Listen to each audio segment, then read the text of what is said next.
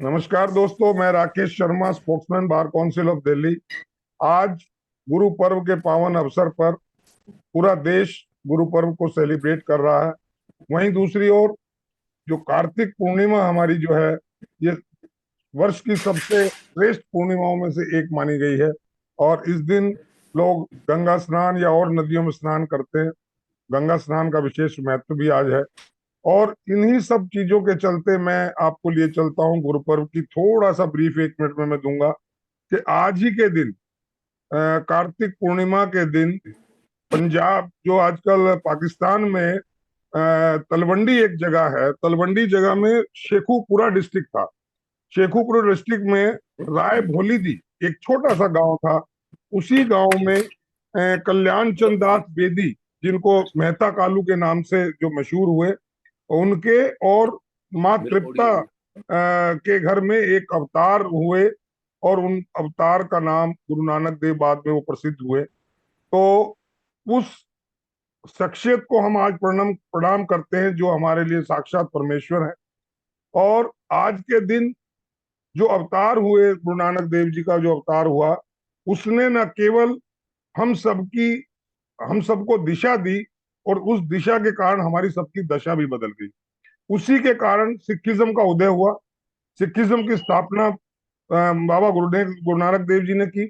और सिखिज्म की वजह से ही आज हिंदू धर्म अस्तित्व में है। मैं अगर इसको ज्यादा अतिशोक्ति ना कहूं तो ये कहना चाहूंगा कि केवल और केवल वो सिखिज्म था, वो सिख धर्म, सिख पंथ ही था, जिसने हिंदुओं को, हिंदुत्व को बरकरार रखा। जिसने अपनी प्राणों की बलि दे करके, अपना सर्वोच्च बलिदान दे करके भी मुगलों के सामने घुटने नहीं टेके, और हिंदुत्व को काम बरकरार रखा, ताकि हमारा हिंदू धर्म, हमारा सनातन धर्म बचा रहे। आज हम उन्हीं के जन्मोत्सव की 554वीं जयंती हम आज मना रहे हैं। उनका जन्म 1469 ईस्वी में हुआ था। और उनका जो जीवन काल, जो मैं कहूँ स्थूल जीवन काल रहा, वो 1539 तक रहा। तो आज हम सब एक दूसरे को बधाइयां दे रहे हैं। पूरा देश, पूरा विश्व में इस पर्व को मनाया जा रहा है। आज हमारे साथ बार काउंसिल ऑफ दिल्ली के पूर्व चेयरमैन और वर्तमान में एनरोलमेंट कमेटी के चेयरमैन आदरणीय श्री R S गोस्वामी जी मेरे साथ जुड़ गए हैं। मैं उनसे कहूंगा कि बार काउंसिल ऑफ दिल्ली की तरफ से आप सभी को अपना संदेश दें। गोस्वामी। सबसे पहले मैं शर्मा जी आपको बधाई देना चाहता हूं। आप हर पर्व को, चाहे वो किसी मजहब से हो, चाहे किसी जाति से हो, चाहे सामाजिक हो या सनातन हो या देश से जुड़ा हुआ हो, आपका चैनल अपने सभी वकील साथियों को इस चैनल के माध्यम से बधाई, सूचना समय समय पर देते रहते हैं। मैं आपको इस बात के लिए बहुत बहुत बधाई देता हूं। अभी मेरे साथी श्री पीयूष गुप्ता जी भी जुड़ चुके हैं। पीयूष जी, मैं आपको भी नमस्कार करता हूं। नमस्कार भाई साहब, नमस्कार। आज का पर्व हम दो भागों में बांट सकते हैं। नंबर 1, सबसे पहले ये देखिए कि जो पूर्णमासी है कार्तिक की, इसमें पूरे मास सनातन धर्म में भगवान कृष्ण की कथा होती है और आज के दिन उसका समापन होता है। सुबह ब्रह्ममुहूर्त उठकर पूजा करना, स्नान करना, गंगा स्नान। ऐसे दिन एक ऐसी शख्सियत जो कोई महापुरुष कहता है, कोई संत कहता है, मैं कहता हूं इनसे भी ऊपर उठकर गुरु नानक देव जी एक ईश्वर के अंश थे, जिन्होंने सत्य, धर्म, निष्ठा, प्यार, मोहब्बत का पाठ पूरे देश को नहीं पूरे विश्व को दिया। परिणाम निकला कि एक इतना बड़ा पंथ निकल के आया, जो पंथ आज तक जितनी सेवा ये पंथ करता है, मैं समझता हूं कि इतनी सेवा कोई नहीं करता। इनके गुरुद्वारे में चाहे कितना भी बड़ा व्यक्ति हो, कितना भी छोटा हो, सभी को वही सेवा मिलती है जो सेवा वो करना चाहता है। तो मैं सबसे पहले आज इस कार्तिक पूर्णिमा पर सभी देशवासियों को, अपने वकील साथियों को, उनके परिवारजन को और इस चैनल से जुड़े हुए सभी व्यक्तियों को बहुत बहुत मुबारकबाद, शुभकामनाएं देता हूं। साथ ही आज इस दिन को हम एक प्रेरणा के रूप में, एक साहस के रूप में, एक उत्साह के रूप में यदि हम मनाना जानते हैं, तो हम कह सकते हैं कि गुरु नानक देव जी का जो आज अवतरण हुआ है, जन्म नहीं हुआ, अवतरण हुआ है। और जिस समय में इनका अवतरण हुआ, जिन लोगों को नहीं पता, मैं उस चैनल के माध्यम से बताना चाहता हूं। वो युग ऐसा था, उस युग में संत तुलसीदास जी, रसखान, कबीरदास जी, रहीमदास जी, जितने भी बड़े बड़े संत हुए वो उस शताब्दियों में पैदा हुए, अवतार लिया, जिनकी आज हम गाथा गाते हैं और उनकी बातों को देखकर, रामायण को पढ़कर पूरा सनातन धर्म प्रभावित होता है। उन्हीं में से ईश्वरीय अंश के रूप में गुरु नानक देव जी का अवतार हुआ, और वो ऐसा अवतार हुआ कि देश में ही नहीं, पूरा विश्व गुरु नानक देव जी की जयंती को आज मनाता है, उनके चरण वंदना करता है। और उन्होंने जो हम समाज को, सनातन धर्म को, हिंदू धर्म को जो एक बहुत बड़ी शिक्षा के रूप में, एक विश्वास के रूप में, एक ताकत के रूप में जो हम लोगों को प्रेरणा दी, मैं ये कह सकता हूं कि आज का दिन एक प्रेरणा का दिन है, साहस का दिन है, और एक सहानुभूति और दया का दिन है। मैं ऐसे शख्सियत को, गुरु नानक देव जी को जो ईश्वरीय अंश हैं, उनको प्रणाम करते हुए सभी देशवासियों को, समस्त वकील समुदाय को और उनके परिवारजनों को बहुत बहुत बधाई व शुभकामनाएं देता हूं। और सभी से ही प्रार्थना करता हूं कि जैसे गुरु नानक देव जी ने हम लोगों को शिक्षा दी है, जो प्यार मोहब्बत दिया है, उसका हमें हमेशा अनुसरण करना चाहिए, और आने वाले युगों युगों तक गुरु नानक देव जी एक ईश्वरीय रूप में हम लोगों के बीच में रहेंगे। इन्हीं शब्दों के साथ मैं आज के इस पावन पर्व पर गुरु नानक देव जी की जयंती पर सादर प्रणाम करते हुए उनको नमन करता हूं, और शर्मा जी आपको पुनः धन्यवाद करता हूं। बहुत बहुत बहुत बहुत धन्यवाद गोस्वामी जी। और अभी मुझे मैसेज मिला है, मैंने कांटेक्ट करने की कोशिश की थी, आदरणीय हमारे जो चेयरमैन है बार काउंसिल ऑफ दिल्ली के सीनियर एडवोकेट श्री के मनन जी, उन्होंने मैसेज भेजा है कि उनकी वो अस्वस्थ हैं, उनको बुखार है, इस वजह से वो इसको ज्वाइन नहीं कर पा रहे मीटिंग को। लेकिन उन्होंने एक मैसेज दिया है कि मैं तमाम अपनी लीगल फ्रेटर्निटी के दोस्तों को, उनके परिवारों को, और देश के ही नहीं बल्कि विदेश में बसे उन सभी भारतीयों को, या सिख धर्म में आस्था रखने वाले और हिंदू धर्म को मानने वाले समस्त लोगों को मैं अपनी तरफ से बधाई संदेश देता हूं। बार काउंसिल ऑफ दिल्ली की तरफ से सभी का मंगल हो, सभी का शुभ हो, और सभी के जीवन में प्रकाश हो। उसी प्रकाश पर्व को हम आज मना रहे हैं, प्रकाश पर्व को मना रहे हैं, और ये प्रकाश एक प्रतीक है कि हमारे जीवन में प्रकाश लाने वाले जो संत हैं, हम उनका अनुसरण करें, उनको नमन करें, और उनके बताए हुए मार्ग पर चलें, तो हमारा जीवन प्रकाश में होगा। आप सभी को बहुत बहुत शुभकामनाएं। Senior advocate Shri K Manan, chairman bar council of Delhi. बहुत सुंदर संदेश चेयरमैन साहब का। और मैं इससे पहले कि पीयूष जी के पास आऊं, हमारे x secretary bar council of Delhi हमारे साथ हैं, मैं हमारे साथ एडवोकेट गुरिंदर कौर जी जुड़ गई हैं। गुरिंदर कौर जी, आपका स्वागत है। नमस्ते सर। जी, मैसेज दें आप अपनी तरफ से। नमस्ते सर, पहली और बार मेरे तो बड़े भाई साहब, बड़े बड़े भाई गोस्वामी जी भी जुड़े हुए हैं, मैं उनको अभी ना जाए, मैं निवेदन कर रहा हूँ, आपसे भी आशीर्वाद लेना है।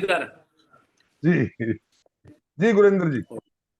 हाँ जी सर, बहुत बहुत धन्यवाद आपका मेरे को इस प्रोग्राम से जोड़ने के लिए, इस मौके पर जोड़ने के लिए, जो और कि अच्छा बेहद होगा खास आप अपनी भाषा में दें, पंजाबी भाषा में ही सबको बधाई दें।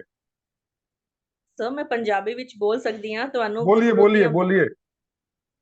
ਤੁਹਾਨੂੰ ਗੁਰਪੁਰਬ ਦੀਆਂ BCD ਦੇ ਆਏ सभी ਮੈਂਬਰਾਂ ਜੋ ਵੀ ਨਾਲ ਸਾਡੇ ਨਾਲ ਜੁੜੇ ਹੋਏ ਨੇ, ਸਭ ਨੂੰ ਗੁਰਪੁਰਬ ਦੀਆਂ ਬਹੁਤ ਬਹੁਤ ਵਧਾਈਆਂ। ਗੁਰੂ ਨਾਨਕ ਜयंती ਦੀਆਂ ਬਹੁਤ ਬਹੁਤ ਵਧਾਈਆਂ ਸਭ ਨੂੰ। Thank you thank you. और मेरे साथ हमारे जो गुरतेंद्र जी जुड़ गए हैं शायद। गुरतेंद्र जी, मेरी आवाज आ रही है आपको? गुरतेंद्र जी, मेरी आवाज सुन पा रहे हैं? जी भाई साहब, सरदार जी बोलिए। नहीं सुन पा रहे हैं, लगता है उनका नेटवर्क काम नहीं कर रहा। चलिए, मैं पीयूष गुप्ता जी के पास आता हूँ, एक्स सेक्रेटरी हमारे बार काउंसिल ऑफ दिल्ली के हैं। और जी सर। मेरे जस्ट मैंने 5 मिनट पहले इनसे संबंध हो पाया, इनसे कांटेक्ट हो पाया फोन पर, और मैं इनका धन्यवाद करता हूं पहले ही कि इन्होंने एकदम ज्वाइन किया। पीयूष जी, स्वागत है आपका। सबसे पहले धन्यवाद शर्मा जी आपका है, जो नहीं, आपने इस कार्यक्रम के माध्यम से लगातार वकील भाइयों को जोड़े रखते हैं। और जैसे कि मेरे बड़े भाई साहब RS गोस्वामी जी ने कहा वैसे तो उनके संदेश के बाद कुछ बचता नहीं, लेकिन उन्होंने बड़ी सही बात बोली कि आपका ये जो इनिशिएटिव है इस कार्यक्रम के माध्यम से, ये बड़ा सुंदर इनिशिएटिव है कि आप हर एक इवेंट को, चाहे वो सामाजिक हो, चाहे आध्यात्मिक हो, चाहे रिलीजियस हो, आप उसको उसके सबको जोड़कर और एक सही मैसेज मार्केट में, समाज में देने की अच्छी कोशिश करते हैं। और आज जितने हम आज सुंदर पर्व सब इकट्ठे हुए हैं, गुरु पूरब है, प्रकाश पर्व है, श्री गुरु जी की जयंती है उसकी, और साथ में गंगा स्नान, उन सबकी बहुत बहुत शुभकामनाएं मेरे सारे वकील भाइयों को, अधिवक्ता भाइयों को। और मेरी प्रभु से यही, गुरु जी से यही प्रार्थना है कि हम सब वकील भाइयों में वही प्रेम, वही स्नेह बनाए रखें और एक अच्छी दिशा में हम सब मिलकर इस समाज को सही दिशा दिखाने की कोशिश करें। क्योंकि हमारा जो सही मायने में जो ऊपर वाले ने हमें काम सौंपा है न्याय दिलाने का, और न्याय प्रणाली के अंदर, न्याय प्रणाली में रहते हुए उस न्याय प्रकरण को ठीक करने का और कोशिश जयंत, लगातार करते रहने का, वो हम सही तरीके से निभाते रहें, अपने धर्म को भी और अपने कर्म को भी। और हमारे श्री के मानन जी ने जो एक बड़ा सुंदर मैसेज दिया है सबको, सब अधिवक्ता गणों को, सारे मेंबर्स को, मैं साथ में भगवान से प्रार्थना करूंगा कि जल्दी उनकी तबीयत सही हो और वो हमारे बीच अगले कार्यक्रम में जुड़े। इसी के साथ बहुत बहुत धन्यवाद Sharma ji, thank you, thank you. Thank you Piyush ji, thank you. भाई साहब, आपका हो गया? आवाज आ रही है मेरे पास सर जी? वीर जी, आवाज आ रही है? लगता है इनका नेटवर्क। मैं आपसे बात कर रहा हूँ, आपको आवाज आ रही है वीर जी? नहीं आ पा रही है। चला गया। उनका लगता है नेटवर्क है। चलिए, मैं दोबारा गोस्वामी जी के पास आ रहा हूँ। सर, इससे पहले कि हम आज का बस कंक्लूड करें, गोस्वामी जी। आवाज आ रही है? जी जी। ये जो, आवाज। जी हाँ, जी हाँ, ये जो प्रकाश पर्व है, इसको प्रकाश पर्व के रूप में भी हम मना रहे हैं। गुरु पर्व कहते हैं उसको, प्रकाश पर्व भी कहते हैं। जगह जगह लड़ियां लगा करके, दीप जला करके और लाइटनिंग की गई है। तो हमारे कोर्ट्स में भी, कोर्ट बिल्डिंग्स में भी लाइटनिंग की गई है। ये किस चीज का द्योतक है, किस चीज का ये मतलब इसका प्रतीक है? इसमें थोड़ा सा आप बताएं। देखिए, प्रकाश पर्व का मतलब होता है कि आज के दिन, जैसे हमने दीपावली मनाई कि जी भगवान राम का आगमन हुआ, तो इसलिए उस बात की एक हमने खुशी मनाई कि भाई भगवान राम आए हैं। तो क्यों ना घर में परिवार, आपने देखा होगा यदि आपके यहाँ कोई रिश्तेदार आता है तो आप लाइट, घर की जो 2 ट्यूबलाइट खराब है उनको भी ठीक करता है। प्रकाश पर्व मतलब कि एक ऐसे संत का अवतरण हुआ ईश्वरीय अंश के रूप में, जिसने आते ही जो दुनिया में एक तरह से भगदड़ थी, उस समय भूचाल था। भगवान ने क्या कहा है कि जब जब हो धर्म की हानि, बाढ़े असुर महाभिमानी, तब तब धन, तब तब धर प्रभु मनुज शरीरा, कृपा सिंधु आए रघुवीरा। जब जब धर्म की हानि होती है, उस युग को आप ध्यान दे के देखिए, पढ़िए शर्मा जी आप भी। उसी जी। समय तुलसीदास जी, उसी समय कबीरदास जी, उसी समय रहीमदास जी, उसी समय सूरदास जी, रसखान, 3 मुसलमानों में संत पैदा हुए और उन्होंने कृष्ण की भक्ति गाई। आप गुरुद्वारे में जाइए, देखिए कितनी बार जिसमें पाठ होता है, हर चौथी मिनट के बाद राम का नाम आता है। जी। क्यों? राम पैदा हुए द्वापर में, त्रेता में, सतयुग चलिए में। तो, जी। हम खड़े हैं आज यहाँ कलयुग में। ये कब से सब चलते आ रहे हैं। ये जो आते हैं जो लोग, वो एक ईश्वरीय अंश लेके आते हैं, और जब तक ईश्वरीय अंश नहीं होगा, एक घर में एक व्यक्ति किसी दूसरे की बात तो मानता नहीं है। गुरु नानक देव जी यदि आए, सारी जहां गए, अब हम उनके उन जगहों पे जाते हैं जहां उन्होंने शिक्षा ली, हम उन जगहों पे जाते हैं जहां वो बैठे थे, हम उस जगह पे जाते हैं जहां उन्होंने पाठ किया, हम उस जगह पे जाते हैं जहां उन्होंने शिक्षा ली, हम उन जगहों पे जाते हैं जहां उपदेश दिया। क्यों जा रहे हैं हम? क्यों? उनकी वो हर जगह ईश्वरीय अंश की जगह है। हाँ, वहां तीर्थ बन इसलिए गए। मत्था टेकते जहां जहां वो गए, वो तीर्थ बन गई जगह है। वो तीर्थ बन गए। तो एक ननकाना साहिब सामान्य उनकी व्यक्ति कैसे, जन्मस्थली। सामान्य व्यक्ति कैसे कर सकता है? सामान्य व्यक्ति को तो मोहल्ले में कोई प्रधान नहीं चुनता। जी। उनकी बातों को सब यदि मानते हैं, जब तक कोई किसी की बात नहीं मानेगा, जब तक कि उनके अंदर ईश्वरीय ताकत नहीं होगी। ये हम समझ नहीं पाते हैं। हम उनको साधारण मनुष्य के रूप में लेके हम चलते हैं। कहें तो ये अंशावतार है, अंशावतार। अंशावतार। उससे क्या होता है, जैसे जैसे वो आगे बढ़ते गए, प्रकाश होता चला गया, प्रकाश का मतलब देखो, उस जमाने में ना घोड़ा था, गाड़ी थे, ना कोई जहाज थे, ना रेल थी, ना पटरी थी, कुछ भी नहीं था। फिर पूरे विश्व में कैसे नाम हो गया, पूरे देश में नाम कैसे हो गया? प्रकाश का मतलब है जहां जहां वो गए वो अंधकार खत्म होता चला गया। जिससे जो बात कही उस बात को हर व्यक्ति ने स्वीकार किया। मैं एक बात और कहना चाहता हूं आज इस पर जी बहुत संत हुए, बहुत ईश्वर हुए, उनमें भी क्रिटिसाइज हुई। आज तक ये मुझे गुरु पर कहने में बिल्कुल हिचक नहीं है, नानक देव जी पर दुनिया में कहीं कंट्रोवर्सी नहीं। ये बात एक बहुत सुंदर, कल्पना करके देखिए, बहुत सुंदर, बहुत सुंदर। उन्हें हिंदू भी उतना ही मानते हैं जितना मुसलमान मानते हैं। और कोई मुसलमान मत हो, मानो, हिंदू हो, ईसाई हो, मानने की सब उनकी जरूरत ही नहीं इज्जत पड़ रही करते उनको। हैं। जी मैं कह रहा हूं, मानने की जरूरत ही नहीं पड़ रही उनको। जी वो रूप में इस तरीके के दिखते हैं कि जिसमें मानने की जरूरत नहीं है। जी अपने आप की को थाप लगा कि यदि मैं पूरे दुनिया को साथ लेके चला तो शायद जिस मकसद के लिए मैं आया हूं वो मकसद पूरा नहीं होगा।